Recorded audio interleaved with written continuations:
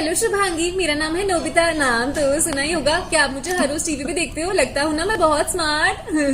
अरे वाह, आपका बहुत बहुत शुक्रिया। पता है शुभांगी, ये डोरेमोन ना, डोरेमोन ये मुझे गैजेट नहीं दे रहा है। अगर डोरेमोन मुझे गैजेट नहीं देगा तो जियान मुझे बहुत मारेगा, सुनियो मेरी बहुत पिटाई करेगा। और शिजुका शिजुका मुझसे बात नहीं करेगी। प्लीज शुभांगी, तुम डोरेमोन को बोलो ना मुझे गैजेट दे। क्या कहा? बोलोगी? अरे वाह, आज से हम दोनों बहुत अच्छे दोस्त हैं। अपना ध्यान रखना। बाय।